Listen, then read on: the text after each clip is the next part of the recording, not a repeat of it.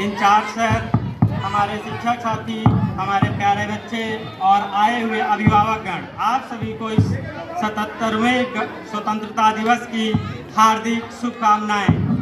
कुछ पंक्तियों के माध्यम से हम आप लोगों को देशभक्ति का वो जो जज्बा है उसको जगाने का प्रयास करना चाहते हैं। गाया मैं देश भक्ति का प्रवाह बहेगा, साहस से साजिशों का हर एक दुर्ग ढहेगा, साहस से साजिशों का हर एक दुर्ग ढहेगा। जब तक है सरहदों पे खड़े एक भी जवान, जब तक है सरहदों पे खड़े एक भी जवान, ऐ हिंद तू आजाद है आजाद ही रहेगा, ऐ हिंद तू आजाद है आजाद रहेगा। हमारा देश कृषि प्रधान देश है और हमारे देश में पंजाब राज्य में एक किसान खेती कर रहा था और वो अपने खेतों में अनाज बो रहा था और तभी उनका एक छोटा सा बच्चा है वो आता है और कहता है, पापा आप ये क्या कर रहे हैं? तो वो बताते हैं कि बेटा मैं यहाँ पर बीज बो रहा हूँ। और तो वो बच्चा पूछता है कि इससे क्या होता है? तो उन्होंने बताया कि एक बीज बोने से हजारों वृक्ष तैयार होते हैं। तो बच्चा कहता है अच्छा। और तभी वो घर जाता है और घर जाने के बाद एक बंदूक घर से लेकर आता है और वो खेत में गाड़ देता है। तो उसके पिताजी पूछते हैं, बेटा ये क्या कर रहे हो? तो वो कहता है, मैं एक बंदूक से हजारों बंदूकें तैयार करूंगा और हमारे देश के अंदर जो अंग्रेज शासन कर रहे हैं उनको अपने देश की सीमाओं से मैं बाहर भेजूंगा। आप लोग समझ गए होंगे मैं किस बालक की बात कर रहा हूं। तो उसी बालक को मैं कुछ पंक्तियों के माध्यम से आप लोगों के सामने व्यक्त करना चाहता हूं।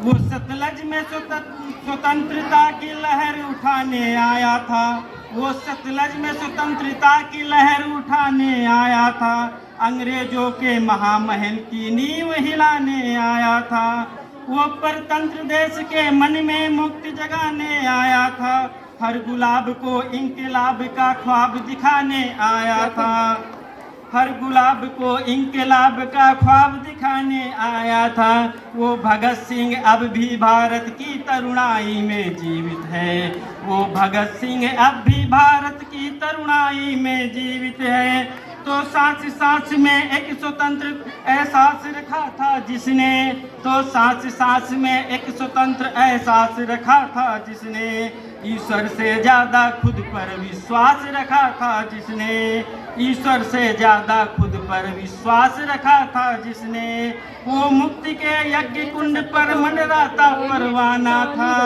वो आजादी के उत्सव की हर सहनाई में जीवित है, वो भगत सिंह अब भी भारत की तरुणाई में जीवित है, वो भगत सिंह अब भी भारत की तरुणाई में जीवित है।